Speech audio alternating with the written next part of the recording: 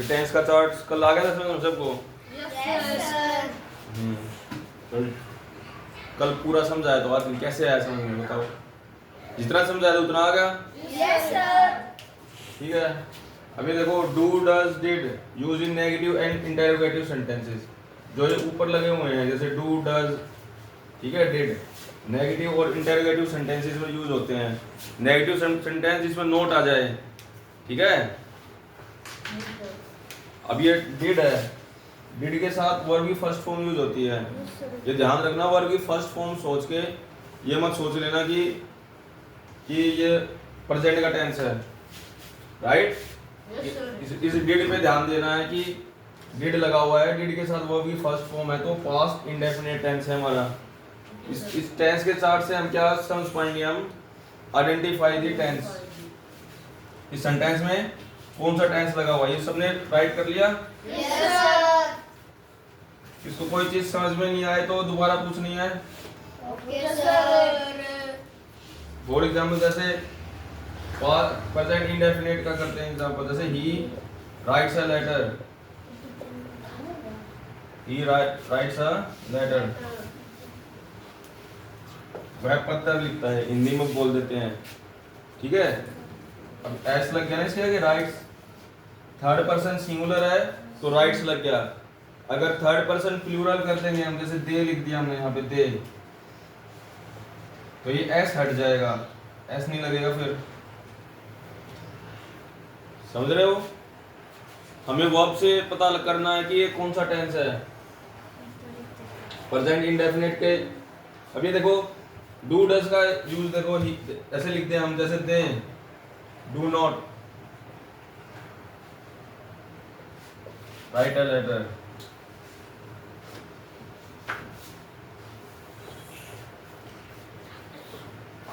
Do हो गया, does हो गया, डिड हो गया, नेगेटिव और इंटेरोगेटिव सेंटेंसेस में, ठीक है। पास्ट इंडेफिनिट के में आएंगे तब इसके एग्जांपल करेंगे डिड के। डिड के साथ हमेशा वर्ब की फर्स्ट फॉर्म यूज होगी, और जहां भी वर्ब की सेकंड फॉर्म यूज हो तो ये समझ लेना कि पास्ट इंडेफिनिट टेंस है। जहां वर्ब की थर्ड फॉर्म यूज होती है, थर्ड फॉर्म, उसके साथ हेल्पिंग वर्ब लगेगी। फॉर एग्जांपल देखो इज एम आर है, जैसे इज एम ये सिंगुलर के लिए, आर प्लूरल के लिए, हैज सिंगुलर के लिए, हैव प्लूरल के लिए, ठीक है। ऊपर जितनी भी है सारी हेल्पिंग वर्ब हैं, is am are, has have been, ठीक है, ये सारी क्या हैं? हाँ, जैसे हमने फोन में रिकॉर्डिंग स्टार्ट कर दी तो नॉर्मल क्लास सोचना है, ठीक है। कोई समझ में नहीं आए तो पूछना है दोबारा से, ठीक है। हम रिकॉर्ड इसलिए कर रहे हैं कि हम जो पढ़ रहे हैं वो रिकॉर्डिंग कर लें, ठीक है, यूट्यूब वगैरह पे डाल देंगे। आपको रिवीजन करना हो तो सेम क्लास दोबारा देख सकते हो, ठीक है, ये फायदा हो जाएगा। मान लो कोई स्टूडेंट एब्सेंट है तो उसका ही फायदा हो जाएगा कि एक क्लास चल यूट्यूब पे देख लेते हैं। समझ रहे हो ना?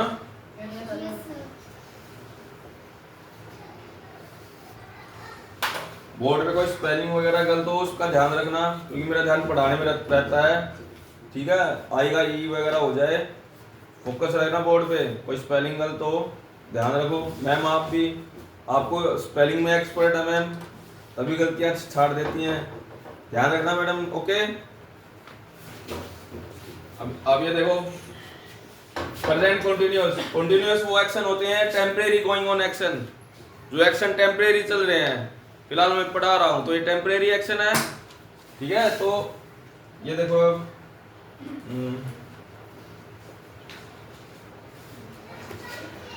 दे आर प्लेइंग क्रिकेट, एग्जाम्पल साथ के साथ लिख लो, कल टेस्ट होगा, ठीक है। खुद के एग्जाम्पल बनाने दूंगा। दे आर प्लेइंग क्रिकेट, ठीक है, वो क्रिकेट खेल रहे थे। दे आर प्लेइंग क्रिकेट, देखो ये हेल्पिंग वर्ब है, तो भी मैंने जिस लिया है आपने।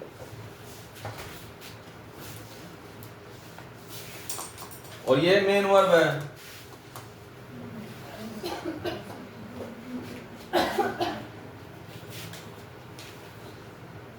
समझ में आ रहा है?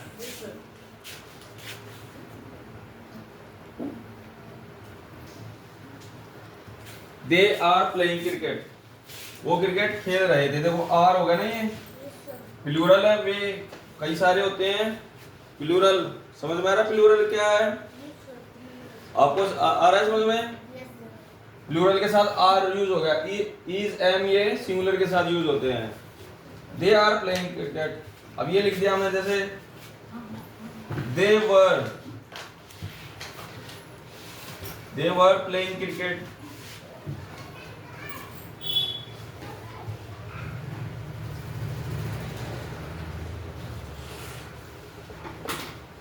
दे वर प्लेइंग क्रिकेट, तो ये क्या है? पास्ट की बात है, वो क्रिकेट खेल रहे थे। देखो वर ये यूज हुआ, ध्यान दो बोर्ड पे। जो थर्ड क्लास के स्टूडेंट हैं वो भी ध्यान दो, कुछ हम ऐसी वैसी बात नहीं कर रहे, ठीक है? कि इंग्लिश तो इंग्लिश है, चाहे छोटी क्लास हो चाहे बड़ी क्लास हो, ध्यान दो बस। कोई समझ में ना आए पूछो, हम लैंग्वेज सीख रहे हैं, थर्ड क्लास के बच्चे को भी सिखा सकते हैं, बड़ी क्लास के बच्चों को भी। और ऐसी कोई बात नहीं कर रहा कि मैं कोई चीज एक्सप्लेन नहीं कर रहा हूँ, सारी चीज एक्सप्लेन कर रहे हैं बोर्ड पे जो हो रही है। हाँ, क्वेश्चन पुट करना आना चाहिए, जो चीज समझ में ना आए। अगर आप लोगों को क्वेश्चन पुट करना आ गया तो सारी चीज क्लियर होंगी। तो कुछ भी हो, चाहे छोटी से छोटी बात हो, पूछो। दे वर प्लेइंग क्रिकेट, ये पास की बात है, वो किस क्रिकेट खेल रहे थे। देखो ये यूज किया हमने पास्ट कंटीन्यूअस टेंस। पर कंटीन्यूअस को एक्सप्लेन कर लेते हैं तीनों पार्ट के, एक एक एग्जांपल, ठीक है? प्लूरल के लिए देखो वर्ड यूज करते हैं, सिंगुलर के लिए वॉज। इसमें देखो एम भी यूज करते हैं, जैसे आई एम, आई के साथ एम यूज होता है। ही इज, ही के साथ इज यूज होता है। दे के साथ देखो वे हैं, दे के साथ आर यूज होता है, प्लूरल। सिंगुलर प्लूरल पता है सबको क्या होते हैं? आपको पता है सिंगुलर प्लूरल? हिंदी में जैसे एक वचन बहुवचन होते हैं, वैसे सिंगुलर प्लूरल। अब ये देखो, इसी का एग्जांपल ले लें हम, दे शैल बी, या फिर शैल बी यूज करो, दे विल बी यूज कर लो, ठीक है? They will be playing cricket.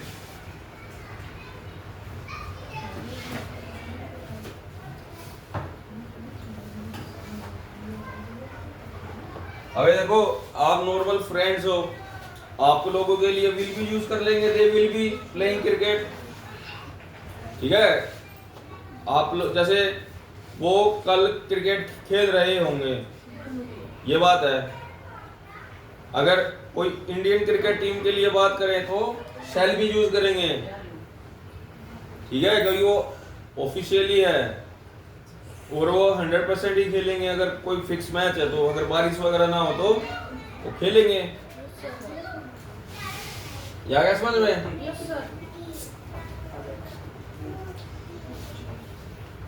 इसमें सिंगुलर प्लूरल का नहीं होता, विल ही यूज करते, चाहे सिंगुलर हो चाहे प्लूरल हो।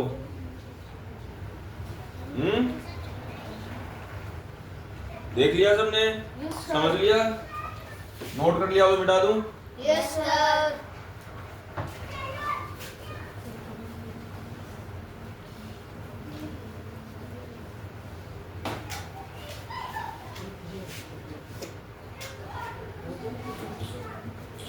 Present perfect tense, perfect tense कौन सा होता है बताओ? अंशुमन बताओ। कल बताया था तुम्हें, इस टेंस का चार्ट बनाया था कल हमने, ठीक है?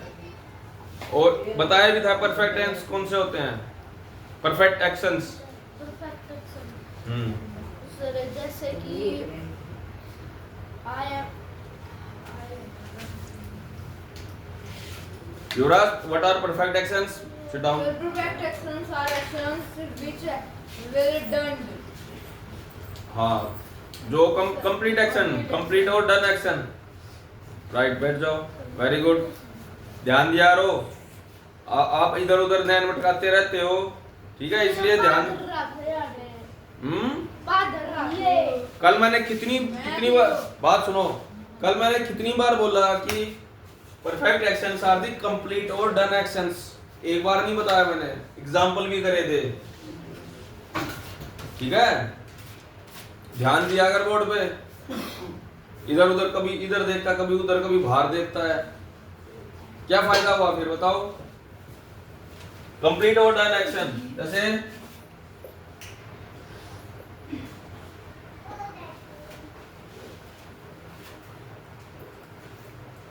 he has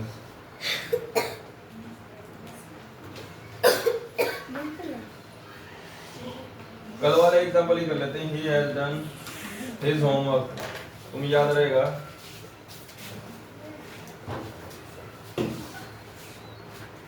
he has done की जगह ये भी लिख सकते हो, he has completed, ठीक है, completed भी लिख सकते हो, ठीक है। has के साथ थर्ड फॉर्म यूज होगी, वर्ब की थर्ड फॉर्म है, ठीक है। ये हेल्पिंग वर्ब है, उसने अपना काम अभी अभी कंप्लीट किया हो, जिसने प्रेजेंट में अभी अभी कर लिया। ऐसे लिख दे हम, ही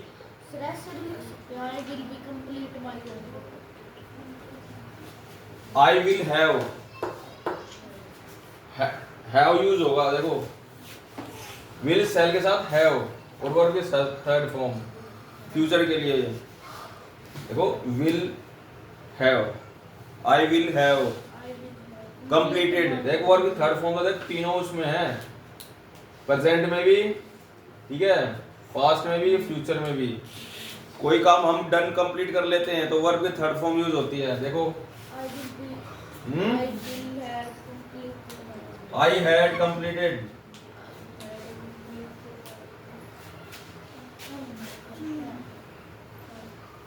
I have completed.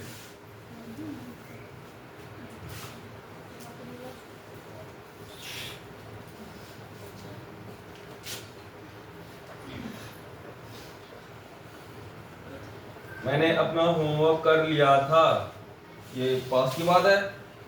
पास्ट में हैड यूज हो जाता है, देखो हैड यूज हो जाता है, चाहे सिंगुलर हो चाहे प्लूरल हो, हैड यूज होगा। अगर प्रेजेंट में अगर सिंगुलर है तो हैज, प्लूरल है तो हैव। अगर आई के साथ थर्ड पर्सन सिंगुलर प्लूरल की बात हो रही है, आई के साथ हैव यूज होता है, आई हैव, यू हैव, ठीक है, यू के साथ हैव यूज होता है, आई के साथ भी हैव यूज होता है। ये इंग्लिश लैंग्वेज ही ऐसी है, ठीक है, कॉम्प्लिकेटेड है थोड़ा सा, एक्सप्रेस वो होते हैं थोड़े से इसमें, ठीक है, एक्सेप्शंस, उन पे ध्यान रखो थोड़ा। थर्ड पर्सन जैसे सिंगुलर होता है, जैसे ही हो गया, सी हो गया, किसी थर्ड पर्सन सिंगुलर की बात कर रहे हैं हम, तो हैज, हैव, ठीक है, में डिफरेंस होगा, ठीक है गर्ल्स, आ रहा है समझ में? कोई प्रॉब्लम है तो पूछ लेना, यहाँ पे बैठ सकते हो फर्स्ट डेस्क पे।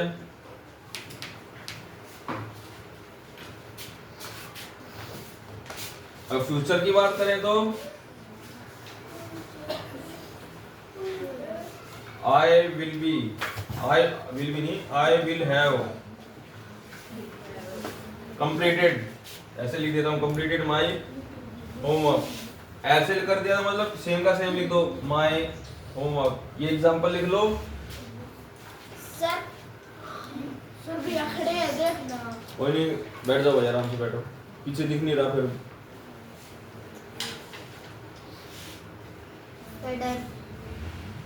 रब कर दूं? यस। सर बिल और सेल स्विच के होते हैं एक दूसरे के साथ। ये दोनों स्विच तो कहीं पर नहीं हो रहे हैं, कि आई के साथ स्विच हुआ नहीं, कहीं भी नहीं हो रहा। बिल तो बिल यार है सब सेल कर दूं। सेल फॉर्मल उसमें यूज होता है। अगर आप अपने फ्रेंड को लेटर लिख रहे हो तो विल यूज करोगे, ठीक है, अगर किसी अपने प्रिंसिपल को लिख रहे हो, किसी गवर्नमेंट ऑफिसर को लेटर लिख रहे हो तो शैल यूज करोगे। समझ रहे हो? सर और रिस्पेक्टफुल के लिए लगता है, that you respectful, shall respectful के लिए लगता है। शैल किसी ऑफिशियल के लिए यूज होता है, ऑफिशियल कोई काम हो। शैल यूज करेंगे अगर मान लो कोई कोर्ट ऑर्डर दे रहा है उसमें वो, ठीक है, शैल यूज करेंगे। जज मैडम शैल यूज करेंगी। हाँ कर सकते हो आप, ओब्लिक लगा देना, विल या शैल, विल और शैल में से कोई भी यूज करो, फ्यूचर की बात होगी।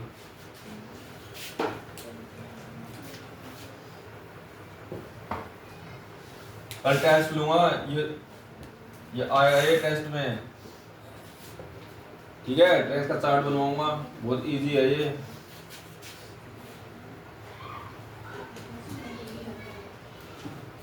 ये वाला पोर्शन हो गया कंप्लीट।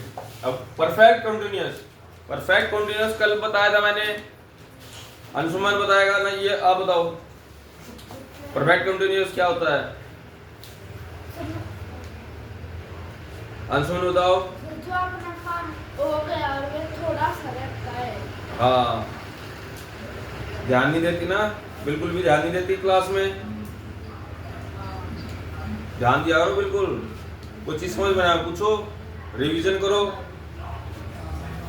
देखो फॉर एग्जाम्पल, बैठ जाओ।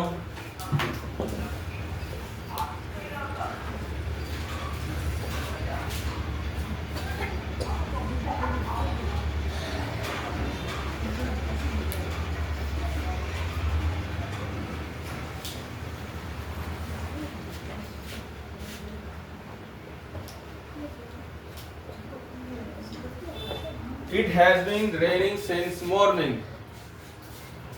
सुबह से बारिश हो रही है और अब तक बूंदाबांदी चल ही रही है, बारिश हो ही रही है। सर बैठ खत्म होने वाली है। Perfect continuous. Sir Yes. It के बाद क्या है? इसके बाद इट के बाद it has, HAS। इतनी खराब राइटिंग भी नहीं है तुम। शुरू है करेंगे, समझ में आया है। अरे छोटे बच्चे हैं, इनको पता नहीं है। सर ये एन के बाद क्या है? सारा नहीं भी It has been raining। जी है सर। यो हाँ जी, It has been raining। चलो स्पेलिंग नहीं आ रही समझ में तो मैं बोल तो रहा हूँ, लिख लो It has been raining since morning। सुबह से बारिश हो रही है, ठीक है, तो उसके लिए since तो यूज करते हैं, कोई पर्टिकुलर टाइम हो, कोई पर्टिकुलर टाइम दे दिया हमने, सुबह से, 2 दिन से, ना जैसे सुबह से yesterday या हमने yesterday बोल दिया, It has been raining since yesterday, ठीक है, ऐसे बोल दिया दोपहर से हो रही है, इस टाइप की कोई बात होगी तो since। अगर कोई ये हो जाए 2 घंटे से बारिश हो रही है, जैसे कोई न्यूमेरिक वैल्यू है, तो हम क्या यूज करेंगे? देखो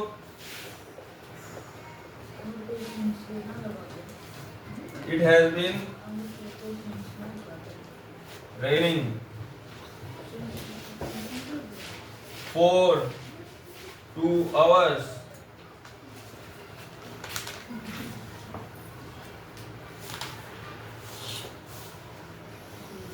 It has been raining for 2 hours। जैसे कोई न्यूमेरिक वैल्यू होगी तो 4 सिंस की जगह 4 यूज हो जाएगा, ठीक है, for 2 hours।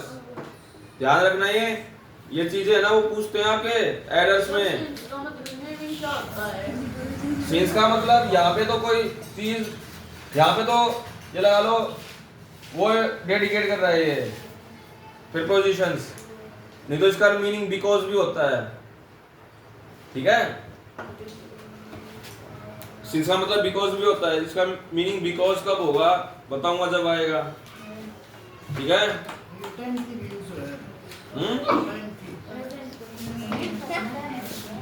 यहाँ पे फ्रॉम का काम कर रहा है ये, फ्रॉम। हाँ टाइम के लिए बता दो, टाइम के लिए सिंस मॉर्निंग हो गया, ठीक है। यहाँ पे इसका मतलब है फ्रॉम मॉर्निंग, ऐसे इसका मीनिंग कर सकते हो। इसका मीनिंग एक बिकॉज भी होता है, ठीक है, सिंस मॉर्निंग। या आपका जैसे कोई एग्जाम दोगे आप, ये कोई कॉम्पिटिटिव एग्जाम दोगे, वहां पे ऐसा लिख देंगे, ठीक है, यहाँ पे it has been raining for morning लिख देंगे, ठीक है, या फिर ये लिख देंगे रेनिंग सिंस 2 आवर। आपको गलती छांटनी है, ठीक है। एरर के क्वेश्चंस आएंगे, करवाऊंगा एरर के क्वेश्चंस। ओके, कि इसमें सेंटेंस में एरर बताओ, ठीक है, एक एरर बताओगे। Yes yes sir. ये नोट कर लिया तुमने? यस देखो it has been raining since morning, अगर देखो ये ध्यान दो, हम इस पे चल रहे हैं, हम परफेक्ट कंटीन्यूअस पे। देखो हैज और have plus been, has been और वर्ब की फर्स्ट फॉर्म प्लस आईएनजी।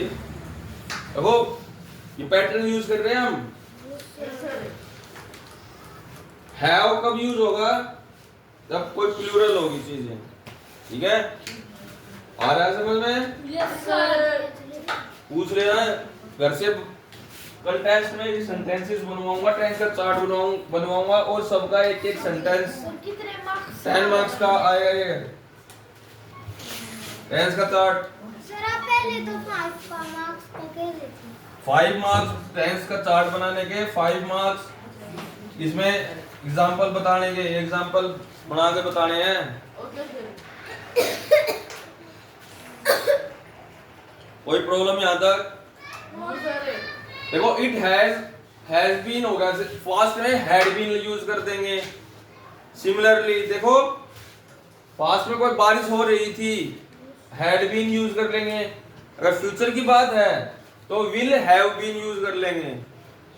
ये हमारी जो हेल्पिंग वर्ब है ये थोड़ी सी चेंज हो जाएंगी बस, ठीक है। कोई दिक्कत आई?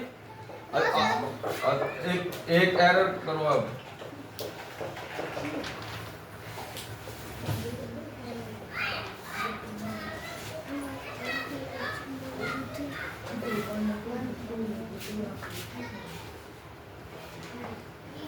जयन तेरी आवाज आ रही है बहुत, खड़ा हो ले वहां से, स्टैंड अप।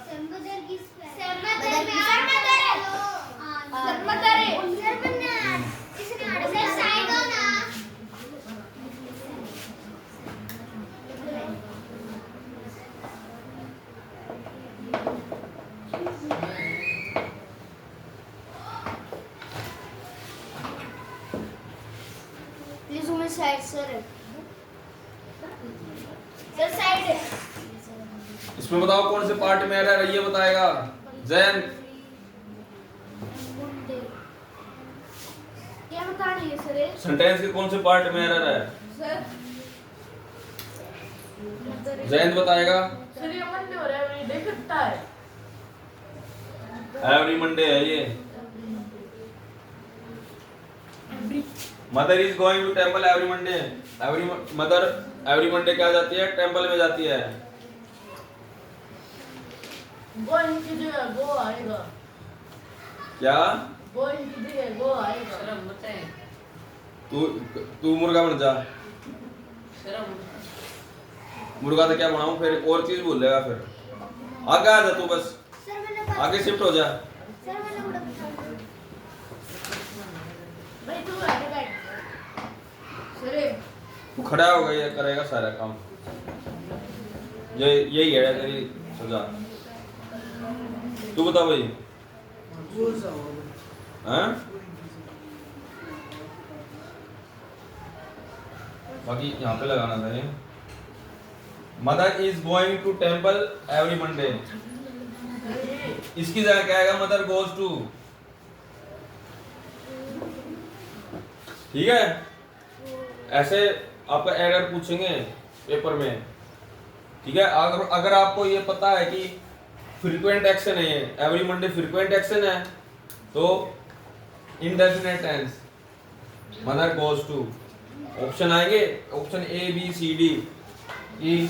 इसकी जगह कौन से में एरर है, ऐसे कर देंगे। देखो ऐसे करके ए लगा देंगे, बी सी डी लिख देंगे, नो एरर। ठीक है, डी लिख देंगे, डी ऑप्शन नो एरर। आपको छांटना है कि कौन सा ऑप्शन सही है।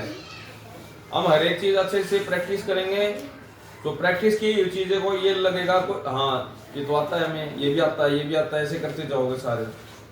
ठीक है। इंग्लिश रीडिंग की हैबिट डालो। कोई प्रॉब्लम है पूछो भाई।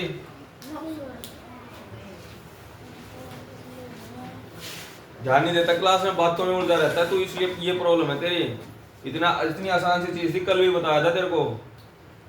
ठीक है, पूरी क्लास को समझाया था। ध्यान नहीं देता तू जैन, ऐसे ही स्कूल में करता है, फिर मार्क्स नहीं आते होंगे। सर ये बोल रहा था मैं तो ये मेरे था मैं ये बोलूंगी ये बोल नहीं देते हैं, मैं तो आराम से बैठा इधर देखो, past indefinite tense, past indefinite में देखो इधर,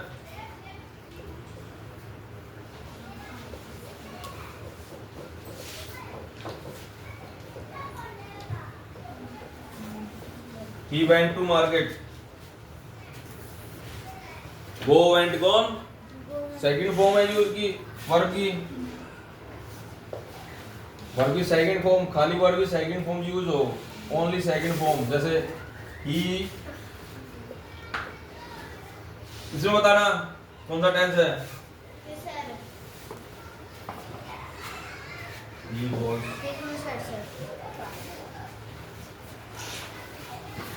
सिंपल सा कर लेते हैं। बिल्कुल sir sir he was good boy, ये बताएगा।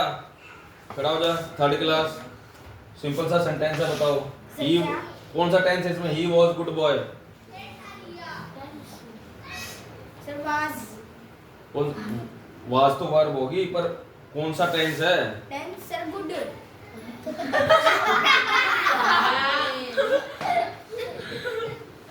कौन सा टेंस मतलब वर्ब की कौन सी फॉर्म है। वॉज सर ये सर सेकंड वर्ब की सेकंड फॉर्म, तो कौन सा टेंस होगा। सर प्रेजेंट ना, पास्ट इंडेफिनिट टेंस, खाली वर्ब की सेकंड फॉर्म यूज हो रही है, देखो। ठीक है, he was good boy second form है ना। ऑक्सिलरीज वर्ब क्या बताया था तुम्हें, हेल्पिंग वर्ब और मेन वर्ब दोनों का काम करती हैं। देखो वॉज, अगर वॉज आईएनजी के साथ लग जाता है तो कॉन्टिन्यूअस टेंस बनाता है, खाली एक अकेला ही वॉज यूज हो सकता है। इसका मतलब क्या होगा, पास्ट इंडेफिनिट टेंस है ये, वर्ब की सेकंड फॉर्म है। ठीक है, समझ गए। यह चीज बता रहा था, ध्यान दे ले।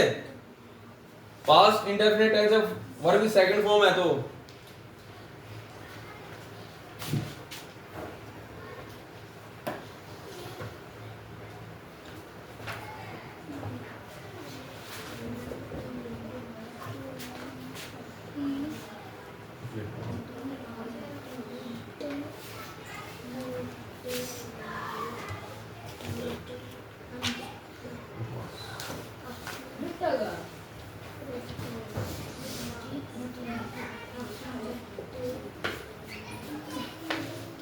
अंशुमन बताओ, जैन बताएगा कौन सा टेंस है इसमें।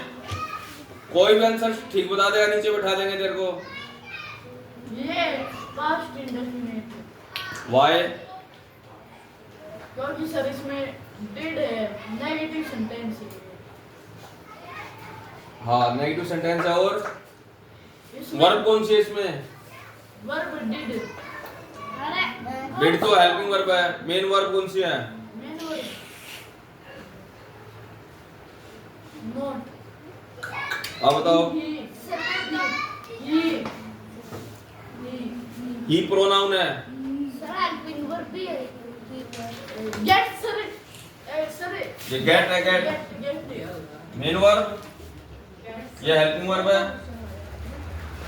देखो डिड के साथ हमेशा वर्ब की फर्स्ट फॉर्म यूज होती है, डिड है ना, गेट यूज किया हमने। He did not get good marks, अगर यहाँ पे गेट की जगह है, अगर हम और कुछ यूज कर देते तो क्वेश्चन में एरर पूछ लेता एग्जामिनर। ठीक है, कि इसमें एरर बताओ, हमें क्या करना होगा, उसकी जगह कुछ भी तरह से सेकंड फॉर्म यूज कर दिया। गेट की सेकंड फॉर्म क्या होगी? गेट गॉट, गॉट हो गया ना सेकंड फॉर्म। मान गॉट यूज कर दिया तो हमें एरर बताना है, गॉट की जगह गेट लगा देना बस। आपको ध्यान होगा तो डिड के साथ सर ने ये बताया था कि डिड के साथ वर्ब की फर्स्ट फॉर्म आती है फॉर्म क्या है? गेट की गोटन, गेट गॉट, गोटन। समझ गए बच्चों?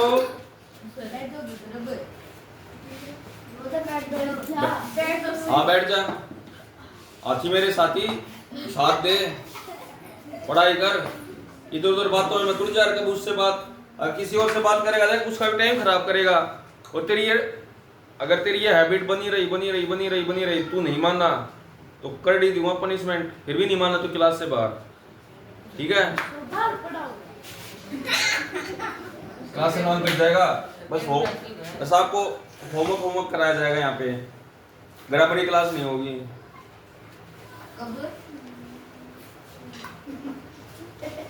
जब पिटाई करने के बाद भी नहीं माने तब, ठीक है? जो भी स्टूडेंट पिटाई करने के बाद भी नहीं माना उसको क्लास से आउट कर दिया जाएगा।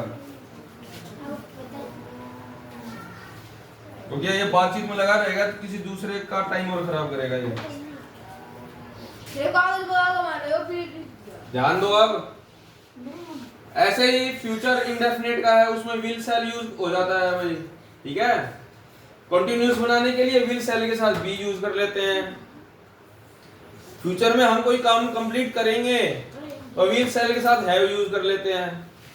फ्यूचर में कोई काम ऐसा होगा कि मतलब कुछ काम कंप्लीट हो गया हो और कुछ बाकी रह जाए। सर को एक कागज मारे देखियो। समझना हमारे से पूछ लो। डाल दो बार। सर से पूछ लो मैंने कितनी ना मारा। पनिशमेंट मिलेगी सभी को। जयंत यस सर, मैं बता रहा हूँ, मैंने आपको कुछ नहीं किया। खड़ा हो गया यहाँ जा, ये ना मारे। यहाँ बैठ गई इसके पास। मंसूर थोड़ा अच्छा भी बोले ना, इसका ये टेक है गुद्दी में दी है। मैं टेक दूं, सर उसके पीछे बैठना पड़ेगा, कोई टेंशन नहीं। चल देख दिया। बस ध्यान दे आके। ये हो गए हमारे एग्जांपल्स कुछ, ठीक है? किसी को कोई प्रॉब्लम किसी में पूछ लो अभी, हेल्पिंग वर्ब में या किसी और चीज में कोई प्रॉब्लम पूछो। नहीं है? अबे देखो एक सेंटेंस ऐसा भी होता है, he had been a soldier।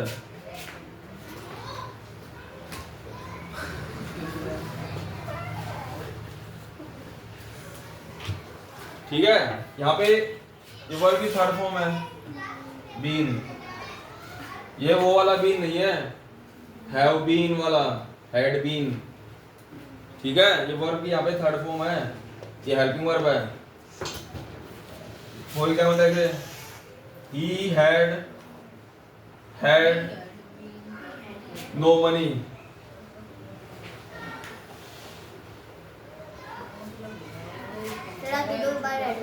हाँ वही है, ठीक है? ये यहाँ पे ये हेल्पिंग वर्ब का काम कर रहा है, ये मेन वर्ब का काम कर रहा है। ऐसे यूज कर सकते हैं। उसके पास पैसे नहीं थे। हेल्पिंग वर्ब और मेन वर्ब बता दिया आपको।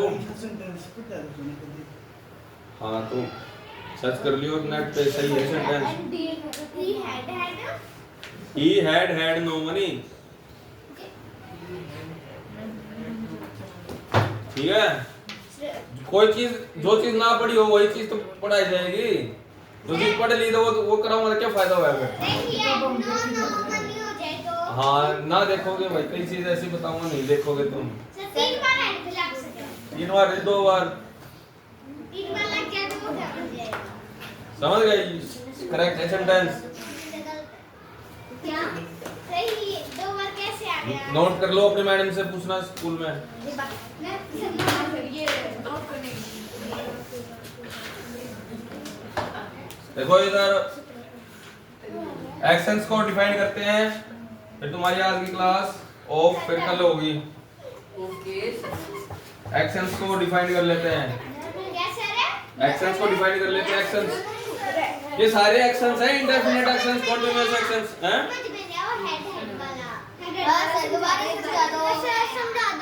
ये समझने का था ही नहीं कुछ। इसका मतलब ये है कि ही हैड नो मनी, उसके पास पैसे नहीं थे, इस टाइप की बात है ये। सर या तो और एक हेड हेल्पिंग वर्ब है, एक हेड मेन वर्ब है। वो भी सही है, सेम बात। जाके अपनी मम्मी के फोन से चेक करना सेंटेंस का meaning. He had no money और ही हैड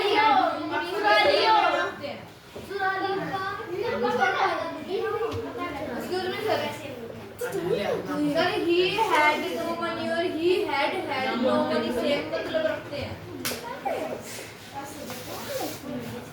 हैव और हैड सेम मीनिंग नहीं लग पाएंगे, थोड़ा सा प्लूरल में हैज यूज होता है ना, मतलब सिंगुलर में हैज यूज होता है, प्लूरल में हैव यूज होता है।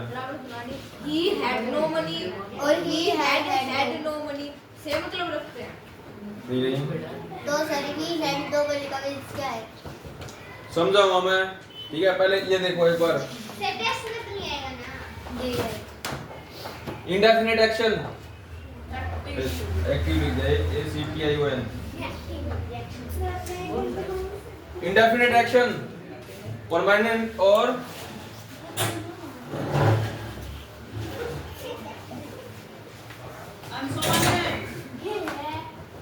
गिरेगा क्या डॉक्टर बोला सिस्टर परमानेंट होते हैं और फ्रीक्वेंट एक्शन।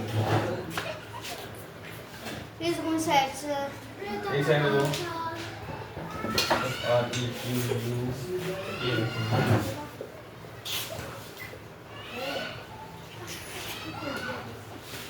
इंडेफिनिट एक्शंस वो होंगे जो परमानेंट हो और फ्रीक्वेंट हो। फ्रीक्वेंट का मतलब किसी एक निश्चित समय के बाद फ्रीक्वेंसी में होते रहे हो, जैसे आप लोग सुबह डेली स्कूल जाते हो, ठीक है। अगर फ्रीक्वेंट एक्शन है तो उसको आप प्रेजेंट इंडेफिनिट में लिखोगे, इंडेफिनिट एक्शंस इंडेफिनिट में लिखोगे वो, ठीक है। अगर कोई मान लो 1 साल पहले आप रेगुलरली सुबह 5 बजे एक्सरसाइज करते थे तो वो पास्ट इंडेफिनिट में लिखोगे, ठीक है। वो इंडेफिनिट एक्शंस होते हैं। सर अगर कोई चीज कंटीन्यूअसली हो रही हो वो होता है इंडेफिनिट एक्शन। हाँ। भैया क्या कर रहा है? या फिर हम कोई भी जैसे स्टेटमेंट दे दिए, हम प्रेजेंट की कोई स्टेटमेंट है इंडेफिनिट में बोल दी, पर आपके जो एग्जाम होगा, कोई कॉम्पिटिटिव एग्जाम दोगे, ठीक है, तो उसमें क्या करेंगे, इसी भी चीज में बदलाव कर देंगे। जैसे मैंने mother goes to temple every Monday किया था ना, तो एवरी मंडे ये क्या है, फ्रीक्वेंट एक्शंस हैं, ठीक है। जैसे for example usually, every week, every Monday,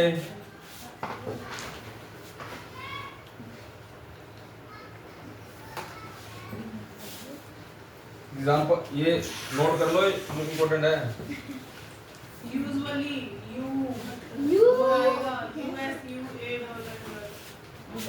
हाँ हाँ, ये वही लिखा था ये, और इस पर मैं अच्छे से लिख लेता हूँ,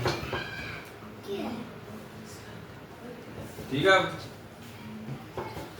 LY है ये, यूजुअली, जर्नली। सर ये इसका एग्जांपल है। ये सेंटेंस में कहीं भी यूज हो, indefinite actions, indefinite sentence use होगा। सर वे क्या लिख रखा है एल के बाद? Why? Usually, every week, every Monday, daily, journally. Sir लिख लिया। बैठ जा यार, तू भी बैठ। Journally. हो गया गया सर इधर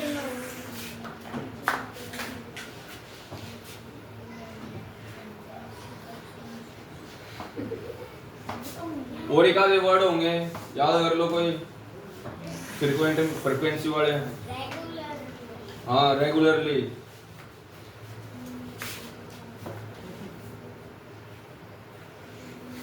REGULAR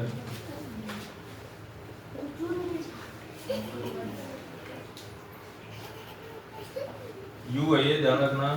रेगुलरली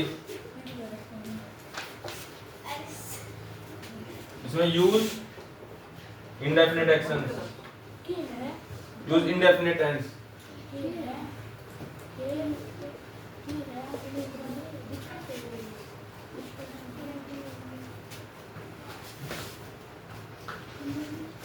साइड हो गया सर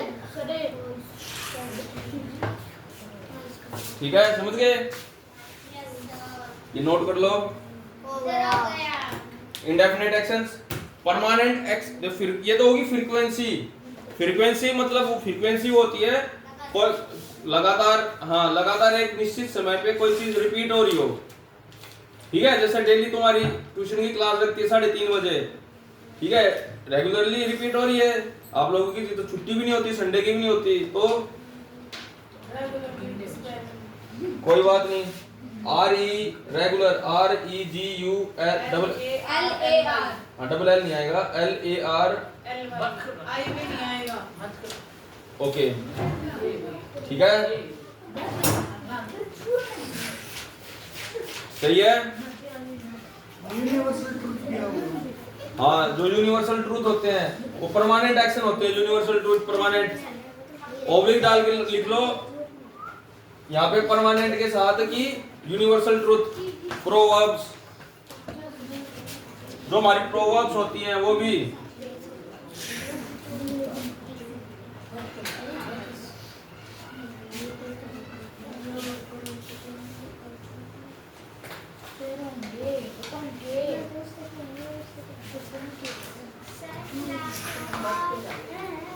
ये एक्शंस डिफाइन कर देते हैं सारे। इंडेफिनिट एक्शन समझ में आ गया। परमानेंट एक्शन का एक आधा एग्जांपल देख लो। देख लो कल की चला रहा दुखी कर रहा। हां बताओ। जैसे वाटर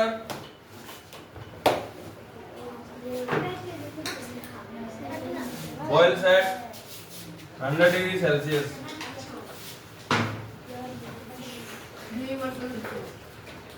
बैठ जाओगे करड़े, आगे हो जाओ यार, आगे आ जा। क्या साथ नहीं बैठोगे? सर मैं गई तो बोर्ड पे ध्यान दे लो बस। Water boils at 100 degree Celsius, permanent action है, कभी चेंज नहीं होगा। ठीक है, 2000 मतलब 1000 साल पहले भी 100 डिग्री सेल्सियस पे होता था, कल भी होता था, आज भी 100 डिग्री सेल्सियस पे वाटर बॉयल होता है, और आगे अगले एक वीक बाद भी 100 डिग्री सेल्सियस पे बॉयल होगा। ठीक है, मुझसे पूछो अगर कोई चीज समझ में नहीं आती तो। हाँ तो मुझसे पूछो, ठीक है। सर हमने तो आप तो कुछ बता दिया। ये 2-3 बार बोले आपने, क्या समझ में बता दिया। वाटर बॉयल्स का मतलब उबलना, ठीक है। Water boils at 100 degree Celsius, तो प्रेजेंट इंडेफिनिट यूज होगा यूनिवर्सल ट्रूथ वगैरह में। प्रेजेंट यानी पास्ट का इंडेफिनिट लगा दिया, फ्यूचर का इंडेफिनिट लगा दिया। ठीक है, समझ गए? मतलब क्या होता है? गंदे से हाथ डाले भाई। Water boils at 100 degree Celsius, समझ गए? कोई प्रॉब्लम? सर फ्यूचर का मतलब क्या होता है? भविष्य, एक्सक्यूज मी कल की बात हो जो। सर एक्सक्यूज बार पीछे मुंह करके बात कर रहे हैं। देखो, प्रेजेंट का मतलब जो अभी प्रेजेंट चल रहा है, पास्ट का मतलब कल की बात हो रही हो, मान ले हो। फ्यूचर आने वाला है, पास्ट जो बीत गया जो। ठीक है, समझ गए? और देख लो जैसे example proverbs, practice make a man perfect, 2 and 2 makes 4। ठीक है, dry CO2 put a fire. ठीक है, सनराइज इन द ईस्ट, ये सारी क्या प्रोवर्ब है, वो ईस्ट में ही, सन ईस्ट से ही उगेगा, हमेशा ईस्ट से उगेगा, ठीक है, यूनिवर्सल ट्रूथ। ये सभी प्रेजेंट इंडेफिनिट में लिखोगे। आपके एग्जाम में क्या कर देंगे, वाटर बॉइल्ड लिख देंगे यहाँ पे, वाटर बॉइल्ड करके ऐसे लगा देंगे, वही ए में एरर है, बी में एरर है या सी में, डी लिख देंगे नो एरर, ठीक है। आपको छाट के बताना भाई बी में एरर है, ये टिक कर दोगे, B is the correct option, ऐसे राउंड राउंड कर दोगे, ऐसे ऑप्शन आएगा आप लोगों के। नहीं तो आप क्लासेस में चल रहे हो, आगे कंपटीशन एग्जाम दोगे,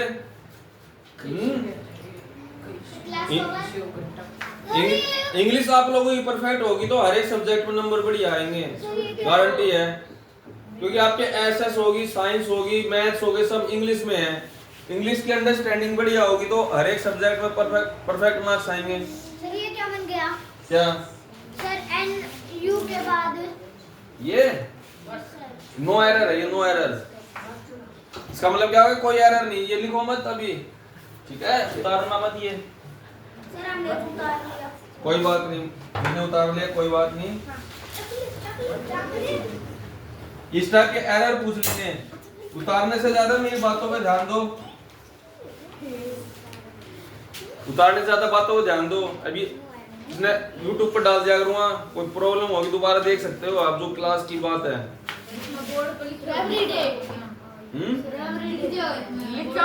और बिल्कुल दिखेगा साफ, इतनी दूर से नहीं दिखेगा, बट आप जब अपने फोन से ऐसे देखोगे ना, क्लियरली दिख रहा है, देखो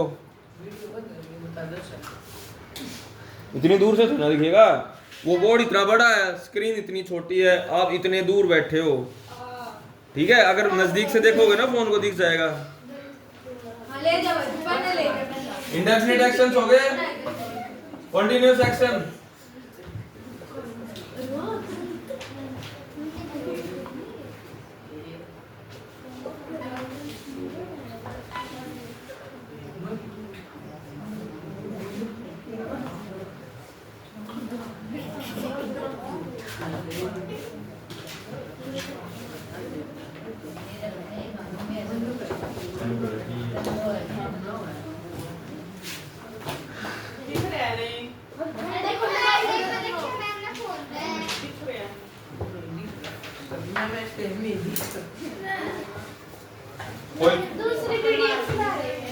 उतारने में ध्यान मत दो, ठीक है, ज्यादा अगर एक आधी चीज रह जाएगी पर बार बार क्यों देखोगे तुम, यहीं पे करने की कोशिश करो। कोई एक आधा ऐसा लेक्चर हो जाए जो भाई तुम्हें नहीं आया समझ में, फ्यूचर में देख सकते हो, रिपीट YouTube पर मैं डाल दिया daily. Continuous action, temporary going on action, कोई एक्शन टेम्परेरी चल रहा है, थोड़ी देर के लिए होते हैं कंटीन्यूअस एक्शन। अभी फिलहाल थोड़ी देर के लिए हम पढ़ा रहे हैं, ये फिलहाल जो चल रहा है वो प्रेजेंट कंटीन्यूअस। पास्ट में कोई काम थोड़ी देर के लिए हो रहा था, पास्ट कंटीन्यूअस। फ्यूचर में कोई काम थोड़ी देर के लिए हो रहा होगा, वो फ्यूचर कंटीन्यूअस। समझ गए ये एक्शन, समझ गए ना कंटीन्यूअस एक्शन क्या होते हैं?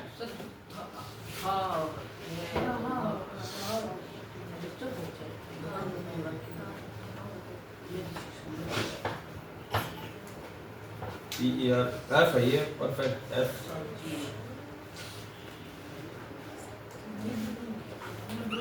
परफेक्ट एक्शन ध्यान दो, चुपचाप ध्यान दो इसमें, और कुछ नहीं, तो बोर्ड पे ध्यान दे लो, एक आध स्पेलिंग पे ध्यान दे लो, एक आध कोई गलती है spelling छाटो। Perfect action,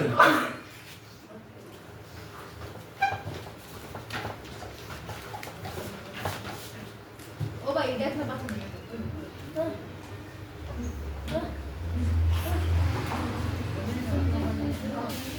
perfect action कौन से होंगे? कंप्लीट और डन एक्शन, लिख लो सभी। ऐसे एक्शन जो कंप्लीट हो चुके हैं, लिख जल्दी। सर ये देखियो चला पास। तू बोल, मेरे सुनूंगा मैं। पीछे बैठा हूँ, पीछे ना किधर आया रे? सर देखियो पछता चला है भाई लिख लेने तू अपने चुप। आपसे तो आया है फिर बोल रहा है भाई बोल बातें कोई नहीं करेगा, ध्यान दो। भाई ने परफेक्ट एक्शन, कंप्लीट और डन एक्शन। जो एक्शन कंप्लीट हो गए, देखो ये एक्शन है परफेक्ट एक्शन जो कंप्लीट हो गए, वर्ब की थर्ड फॉर्म यूज होती है हेल्पिंग वर्ब के साथ। पर परफेक्ट एक्शंस में किसी को कोई प्रॉब्लम नो सर पूछ लो, अब भी होता है तो कल टेस्ट लूंगा, ओके सर ये पूछे जाएंगे सारे एक्शंस।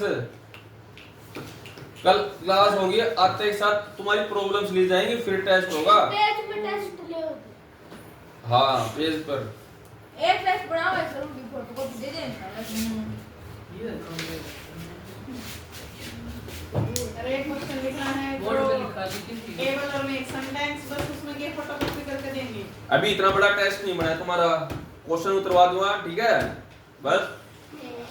बोर्ड पे हाँ तो धीरे धीरे टेस्ट आपके लंबे बड़े होते जाएंगे, तब फोटोकॉपी दिया करूंगा। तीन छोटे दे जाएंगे आपको टेस्ट दे जाएंगे तू क्यों असर परफेक्ट कंटीन्यूअस। आज क्यों हो रहा है मेरा परफेक्ट कंटीन्यूअस एक्शन।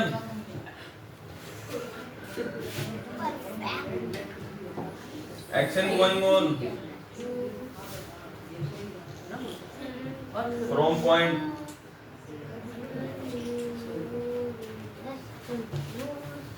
रुआ दिया ना, रुआ हमारे आखिर में और भी हो रहा है मीरा रो रहा है रो रहे हैं। कुछ नहीं रो रहा हंस रही वहां उले उल्टा उड़े उले क्यों मारे भाई? इसके इसका है ईव थोड़ी मारे है सर पे लागे ईव रो है जो इमोशनल हो गया। बस जैन चुप हो जा बस। ये अब बहुत ही मत एक्शन गोइंग ऑन फ्रॉम लिखो यार, फ्रॉम पॉइंट।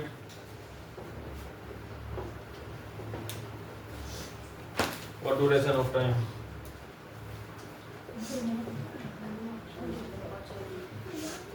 कोई एक्शन किसी पॉइंट और किसी ड्यूरेशन से चल रहा है तो वो क्या होगा? निर्मित लिख लेना। Perfect continuous action. देख रहा। आखिर एक ही जाएगा। ध्यान दे ले निर्वित, इससे तुम्हारा ये पता चल रहा है कि तुम अपने स्कूल वाली क्लास में कैसे अटेंटिव रहते हो। ध्यान नहीं देते बिल्कुल भी। ध्यान दिया जैन।